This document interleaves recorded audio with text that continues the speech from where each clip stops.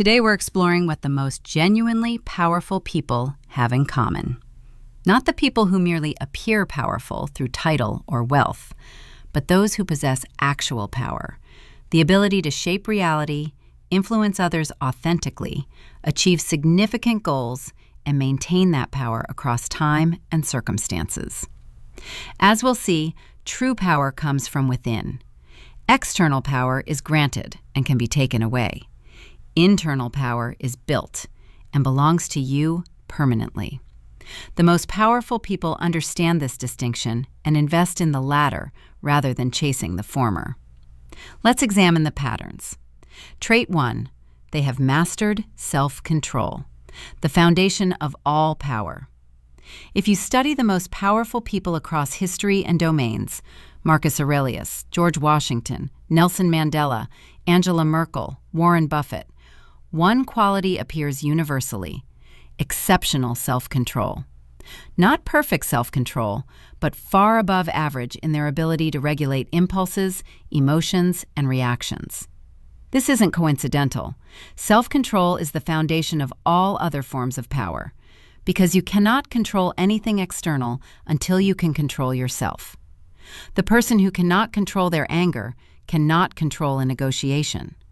The person who cannot control their desires cannot control their finances. The person who cannot control their reactions cannot control how others perceive them. Epictetus, who rose from slavery to become one of history's most influential teachers, understood this completely. He taught, "No man is free who is not master of himself." He saw that the emperor enslaved by his passions had less real power than the self-controlled slave. Consider what self-control enables: delayed gratification. The powerful person can sacrifice immediate pleasure for long-term gain. This allows them to invest when others consume, to build when others indulge, to persist when others quit. Emotional regulation. When crisis hits or conflict emerges, they remain composed. This composure allows rational thought when others panic, which creates enormous strategic advantage. Impulse management. They feel urges to react, to lash out, to indulge, but they don't act on these impulses automatically. This gap between stimulus and response is where their power lives. Consistency. Self-control enables showing up day after day, regardless of motivation. This consistency compounds into achievement that sporadic bursts of effort never match. Trustworthiness. People who control themselves can be trusted to control their commitments, their words, and their behavior. This trust is power in human relationships and institutions. The practice. The Stoics didn't believe self-control was inborn. They believed it was cultivated through daily practice. Morning premeditatio. Anticipate challenges you'll face today and decide in advance how you'll respond. This pre-decision removes the need to exercise willpower in the moment. Voluntary discomfort. Regularly choose difficulty: cold showers, fasting, hard conversations, physical challenge. Each choice proves you're not enslaved by comfort seeking. The pause practice. Between stimulus and response, insert a pause. Count to 5. Take a breath. Create space where conscious choice becomes possible rather than automatic reaction. Evening review.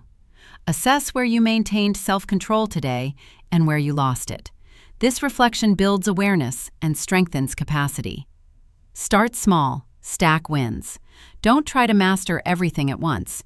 Master one area, perhaps controlling anger or controlling diet, and let that success build confidence and capacity for the next area. The result. The person with exceptional self-control possesses power that cannot be taken away. External circumstances don't control them. They choose their response regardless of situation. This makes them unpredictable to manipulators and reliable to allies. They command respect automatically. People intuitively respect those who have themselves under control. It signals strength, maturity, and trustworthiness. Their decisions serve long-term interests. Not being controlled by immediate impulses, they can make choices that compound over time into extraordinary outcomes. They're dangerous to compete against. In any competition, business, politics, sports, the person with superior self-control usually wins. They can persist longer, think more clearly under pressure, and avoid self-sabotage. Marcus Aurelius wrote, "You have power over your mind, not outside events. Realize this, and you will find strength." The most powerful people have realized this. They've stopped trying to control everything external and focused on controlling the one thing they actually can: themselves. Trait 2. They think in systems and principles, not just goals. The strategic mind. Most people think in terms of specific goals. I want to make $1 million. I want to lose 20 pounds. I want to get promoted.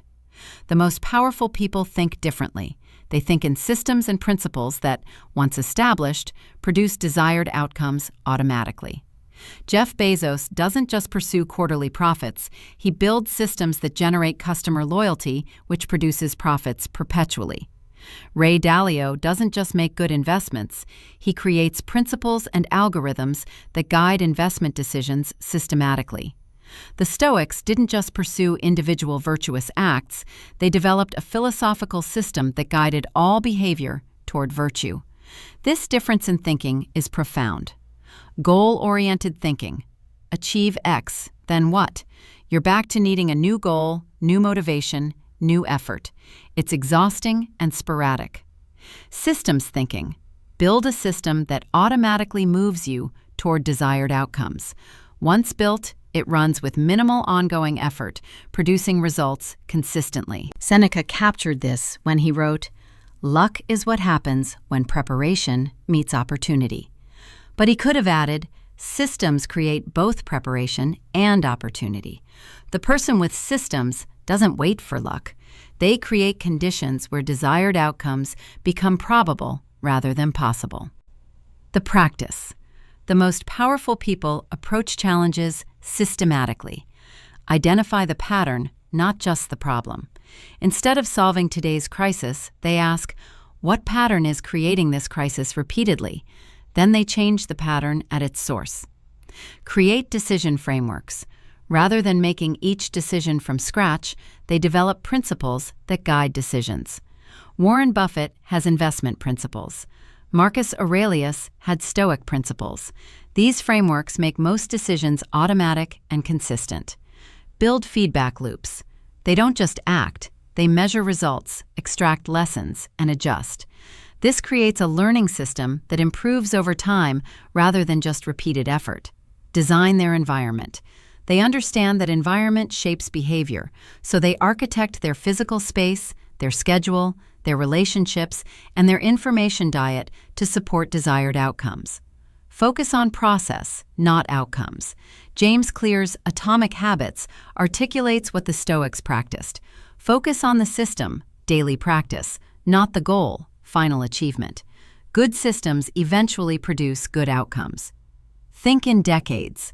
While others think quarterly or yearly, the powerful think in decades.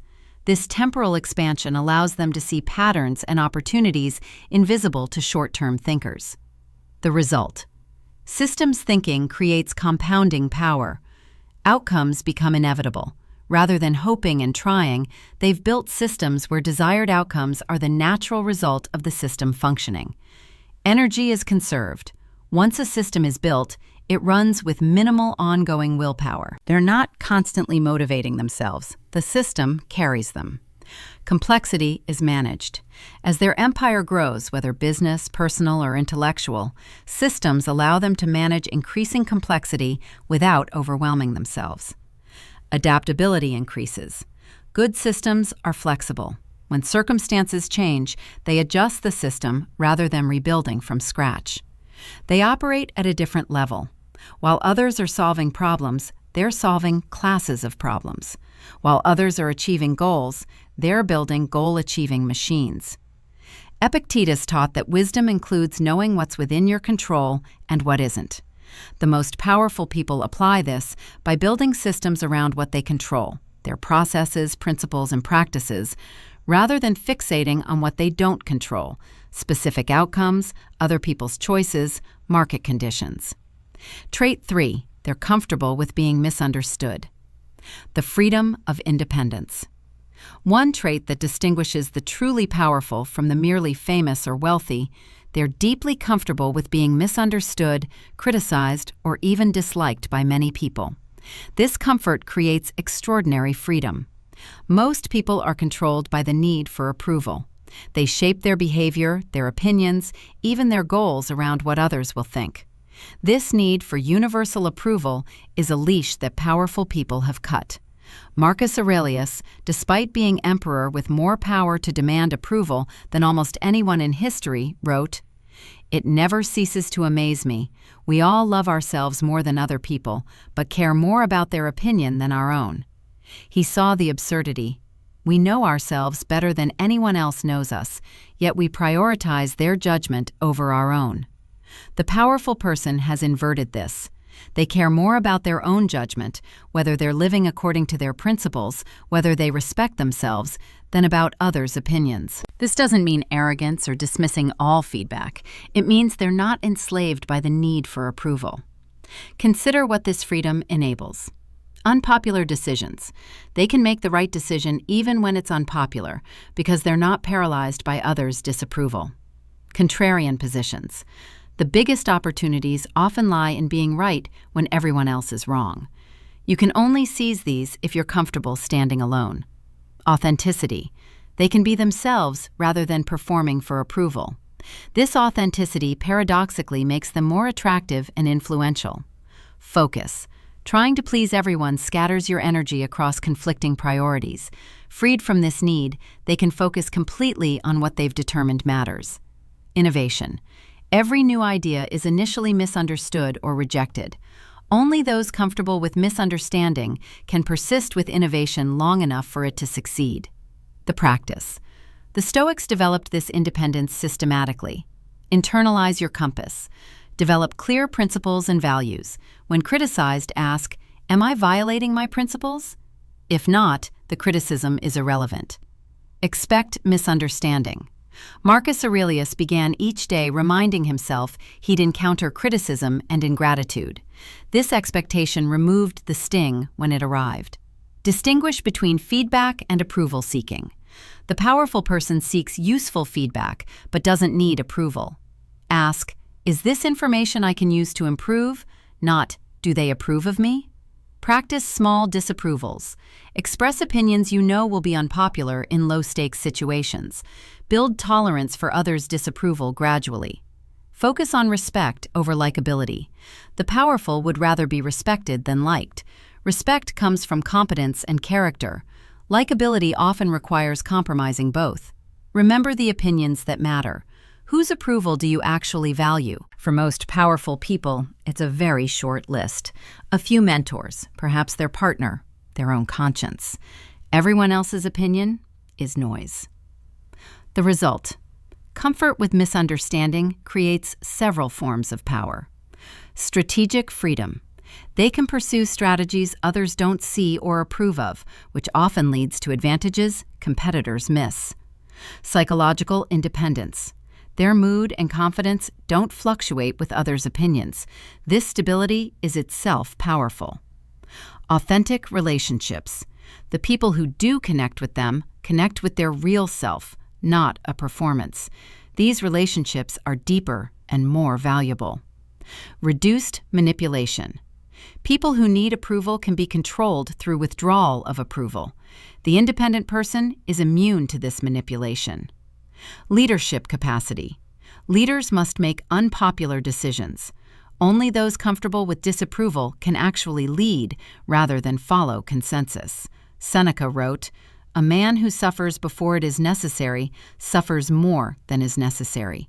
Applied here, the person who suffers over every criticism, every misunderstanding, every disapproval is suffering far more than necessary. The powerful person has eliminated this unnecessary suffering by eliminating the need for universal approval. Trait 4. They ask better questions than they give answers. The wisdom of inquiry. Here's a pattern visible across powerful people. They ask exceptional questions. Not just any questions, penetrating questions that reframe problems, reveal hidden assumptions, and open new possibilities. While others rush to provide answers, the powerful person sits with questions. Socrates, arguably one of history's most influential thinkers, rarely gave direct answers. He asked questions that forced people to examine their own beliefs. This questioning method, the Socratic method, remains powerful 2,400 years later. The Stoics practiced this continuously. Marcus Aurelius's meditations are full of questions he asked himself. Is this necessary? What would my principles demand here? Am I being reasonable? These questions guided him better than any answers could have. Why do questions create power? Questions reveal truth that answers obscure. The right question uncovers what you don't know. The wrong answer makes you think you know when you don't. Questions engage others' intelligence. When you give answers, people can reject them. When you ask questions, you're inviting them to think, which is far more persuasive. Questions maintain optionality. An answer commits you to a position. A question keeps possibilities open while gathering information. Questions demonstrate depth. Anyone can have opinions. The ability to ask questions that nobody else considered demonstrates genuine understanding. Questions shift power dynamics. The person asking questions often controls the conversation's direction more than the person answering. The practice. Powerful people cultivate the art of questioning. Start with, what don't I know? Before rushing to solve a problem, they inventory their ignorance. This reveals what information would actually be valuable. Ask, what's the real problem? Often, the presented problem is a symptom. The powerful person asks questions that uncover the actual root cause. Use, what would have to be true? This question reveals assumptions. What would have to be true for this strategy to work? Often, the assumptions prove questionable. Deploy why 5 times. The Japanese 5 whys technique. Ask why, then ask why about the answer. Repeat until you reach the root. This is Stoic inquiry in practice. Question timing. Instead of, what should we do? Ask, when is the right time to act? Often, timing is more critical than action itself. Ask about consequences. And then what? What are second-order effects? What happens when everyone does this? These questions reveal implications others miss. Seek disconfirmation. Rather than asking questions that confirm their view, they ask, what would prove me wrong? What am I not seeing? This prevents confirmation bias. The result. Superior questioning creates multiple forms of power. Better decisions. Decisions made after thorough questioning are more robust than decisions made from initial impressions. Deeper understanding. Questions reveal complexity that answers would have hidden. This understanding creates strategic advantages. Innovation. Every innovation starts with a question nobody else asked. Why does it have to be this way? What if we tried this instead? Influence without authority. The person asking penetrating questions often influences outcomes more than the person with formal authority making statements. Learning acceleration. Questions directed at oneself accelerate learning far beyond passive consumption of information. Conflict resolution. In conflicts, the person asking genuine questions often finds solutions that satisfy everyone better than the person making demands. Epictetus taught his students to examine their judgments constantly through questioning. The unexamined judgment leads to error. The questioned judgment leads to wisdom. The most powerful people have internalized this practice. They're constantly questioning their assumptions, their beliefs, their strategies. Trait 5. They've learned to recover faster than most people. The power of resilience. Failure, setback, rejection, loss, these happen to everyone.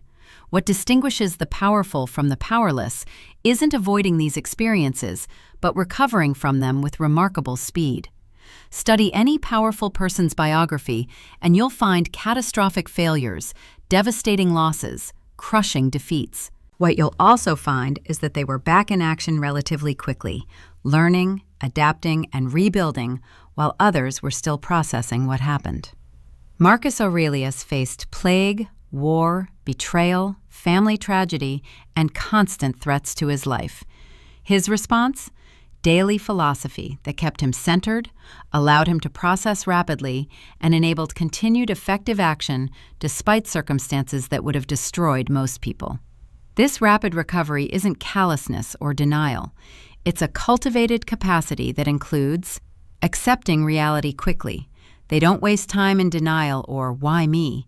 They acknowledge what happened and immediately shift to, given this reality, what now? Extracting lessons immediately. They mine failures for information. What can I learn? What will I do differently? This transforms loss into valuable data. Compartmentalizing appropriately. Failure in one domain doesn't contaminate all domains. A business failure doesn't make them believe they're failures as humans. Maintaining perspective. They zoom out. Will this matter in 5 years? Often, the answer is no, which shrinks the setback's significance. Taking action quickly. They don't ruminate endlessly. After brief processing, they identify next steps and move. Action prevents paralysis. The practice. The Stoics developed specific practices for rapid recovery. Negative visualization, premeditatio malorum. By imagining loss before it occurs, they're partially prepared when it actually happens. The shock is reduced. Dichotomy of control. They immediately categorize. What about this situation is within my control? They focus exclusively on that, accepting what they can't control. Voluntary discomfort. Regular practice with difficulty builds resilience. Like calluses from training, psychological resilience from regular challenge. Daily reflection. Evening review of setbacks, small and large, builds the processing muscle. You get better at extracting lessons and moving forward.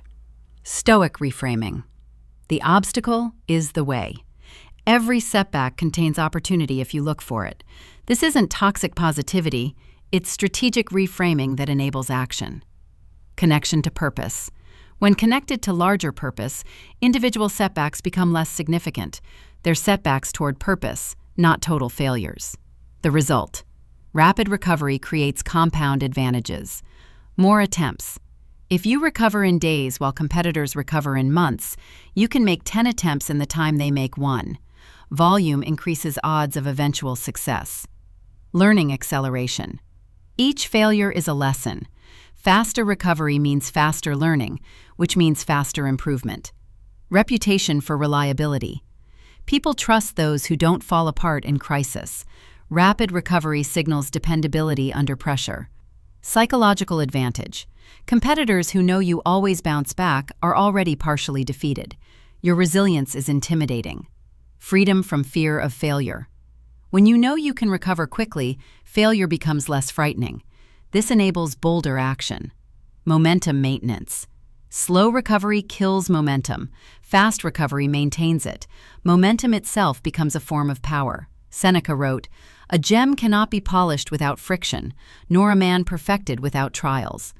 The most powerful people have been through substantial friction. What made them powerful wasn't avoiding friction, but recovering from it repeatedly until recovery became their default response. Trait 6. They guard their attention more carefully than their money. The most valuable resource. Ask someone about protecting their money and they'll discuss banks, investments, security. Ask the same person about protecting their attention and you'll often get a blank look. This is the difference between most people and the powerful. The powerful understand that attention is more valuable than money because it's more scarce and more determinative of outcomes. You can always make more money. You cannot make more time or attention. Once your attention is spent, it's gone forever. The powerful person treats attention as their most valuable asset and guards it accordingly. Marcus Aurelius, surrounded by constant demands on his attention, practiced rigorous focus. He wrote, "Concentrate every minute like a Roman on doing what's in front of you with precise and genuine seriousness, tenderly, willingly, with justice, and on freeing yourself from all other distractions." In a world of overwhelming demands, he protected his capacity for deep attention. Consider what protecting attention enables. Deep work. Meaningful achievement requires sustained attention on difficult problems. Fragmented attention produces fragmented results. Strategic thinking, seeing patterns, anticipating consequences, developing strategy, all require undistracted thought. The person whose attention is constantly captured cannot think strategically. Presence. In conversations, negotiations, or relationships, full presence is powerful. The person checking their phone or thinking about what's next loses influence. Learning. Mastery requires concentrated attention over extended time. Scattered attention prevents mastery development. Decision quality. Good decisions require considering consequences carefully. This is impossible with fragmented attention. The practice. Powerful people protect attention systematically. Single tasking. They do one thing at a time with full attention. Multitasking is diluted attention, which produces diluted results. Time blocking. They block substantial time for important work, then protect that time ferociously. No meetings, no calls, no interruptions. Attention audit. They track where attention goes.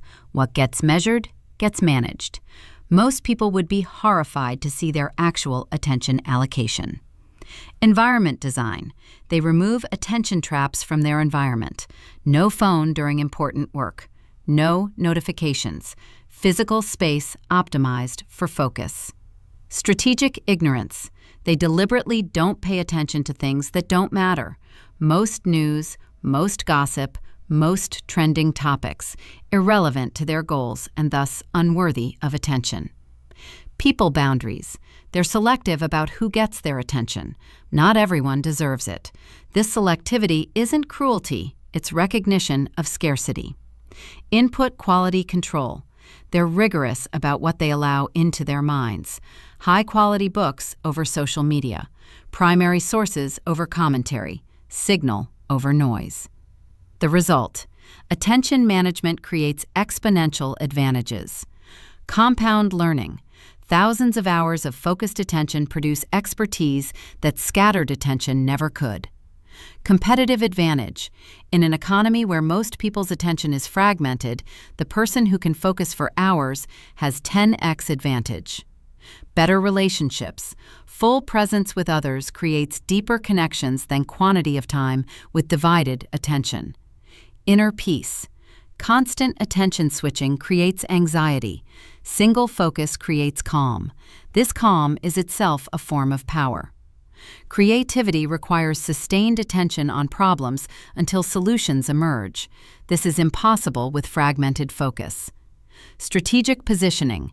Seeing opportunities requires attention to patterns over time. The distracted person misses opportunities the focused person spots immediately.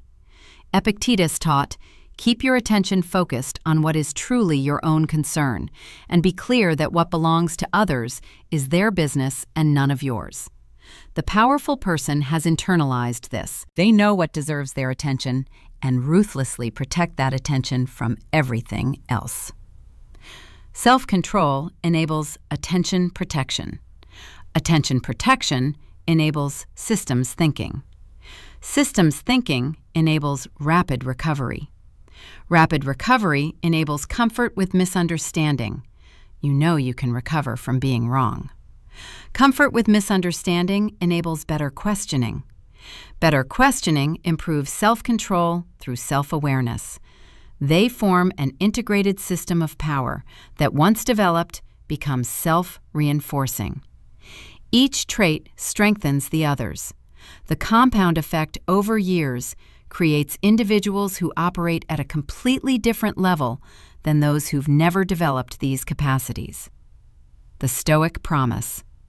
The Stoics promised something radical, that anyone, regardless of circumstances, could develop these qualities and thus become powerful in the truest sense. Marcus Aurelius was born to privilege, but credited his teachers for his character, not his birth. Epictetus was born a slave, but became more influential than most free men. Seneca experienced both extreme wealth and extreme poverty, and maintained his philosophical principles through both. They proved that power comes from within. External circumstances, wealth, title, position can amplify power but cannot create it. The person with internal power maintains it regardless of external circumstances. The person with only external power loses it the moment circumstances change. Your path to power. These 6 traits aren't mystical. They're practical capacities developed through systematic practice. Start with self-control. Practice the pause. Choose discomfort daily. Master one impulse at a time. Build systems thinking. For one goal, ask, what system would automatically produce this outcome? Then build that system. Develop independence. Practice expressing unpopular opinions in low-stakes situations. Build tolerance for disapproval. Cultivate questioning. Replace 3 statements daily with questions. Ask why 5 times on one problem per day. Train recovery. When setback occurs, give yourself 1 day to process. Then extract lesson and take next step. Build the recovery muscle. Guard attention. Block 2 hours daily for deep work. No phone, no internet, no interruptions. Protect this time ferociously. Practice each for 90 days, then add another. In 2 years, you'll have developed all 6. You'll be unrecognizable to others and to yourself. The ultimate truth. The most powerful people aren't born, they're built. They're built through daily practice of these traits until the practices become nature. They're built through consistent choice of principle over convenience. They're built through thousands of small decisions that compound into extraordinary capacity. You have the same 24 hours they have. You have the same human brain. You have access to the same Stoic wisdom that guided Marcus Aurelius. What you perhaps lack is their commitment to daily practice, their patience with gradual development, their willingness to be uncomfortable while building capacity.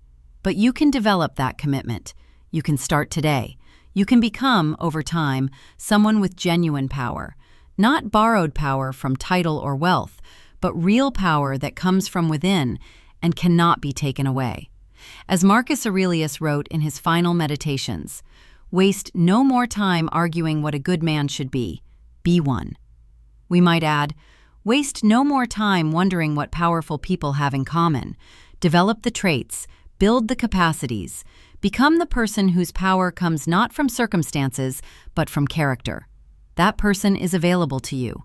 That power is within reach.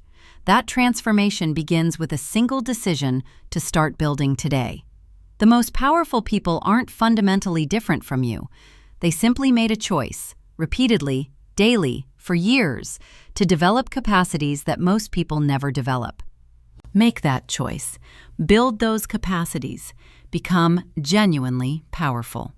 The Stoic path awaits.